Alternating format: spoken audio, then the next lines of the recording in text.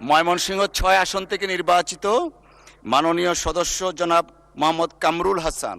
জনাব মোহাম্মদ কামরুল হাসান। আসসালামু আলাইকুম। মাননীয় স্পিকার, আপনাকে ধন্যবাদ। আমার নোটিশের বিষয়বস্তু ছিল ময়মনসিংহ জেলার ফুলবাড়িয়া উপজেলার ফুলবাড়িয়া পৌরসভার একটি শিশু পার্ক নির্মাণ প্রসঙ্গে। ফুলবাড়িয়া পৌরসভাটি প্রথম শ্রেণীর পৌরসভা হলেও সেখানে স্ট্রিট লাইট নেই, ড্রেনেজ ব্যবস্থা নেই এবং সেখানে রাস্তাও প্রায় 50% রাস্তা হচ্ছে কাঁচা। পাশাপাশি একটি রাস্তা যেটা দক্ষিণাঞ্চলে চলাচলের জন্য পৌরসভার মধ্য দিয়ে গিয়েছে, সে কারণে যানজট লেগে থাকে। এই জন্য আমি নোটিশ করেছি যে আমার পৌরসভায় আখালিয়া নদীর পার ঘেঁষে যে বিস্তর জায়গা, এই জায়গায় আমতলী থেকে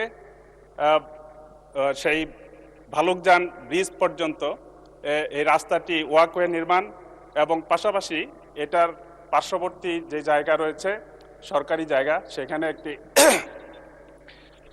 সেখানে একটি পৌর শিশু পার্ক স্থাপন করার মাধ্যমে পৌরবাসীর বিনোদনের সুযোগ করে দেওয়া প্রয়োজন। আমি মাননীয় এলজিইডি মন্ত্রীর দৃষ্টি আকর্ষণ করছি। মাননীয় স্পিকার, আমি এলজিইডি মন্ত্রীর দৃষ্টি আকর্ষণ করছি এখানে একটি শিশু পার্ক সহ পৌরসভার নাগরিক সেবা মান উন্নয়নে উনি ভূমিকা রাখবেন এবং বিশেষ করে আমতলী ব্রিজ থেকে সেই ভালুকজান ব্রিজ পর্যন্ত এই জায়গাটি ওয়াকওয়ে নির্মাণ করে সৌন্দর্য বর্ধনের আমাকে সহযোগিতা করবেন। মাননীয় স্পিকার, আপনাকে ধন্যবাদ। ধন্যবাদ মাননীয় সদস্য। সাতক্ষীরা ৪ আসন থেকে নির্বাচিত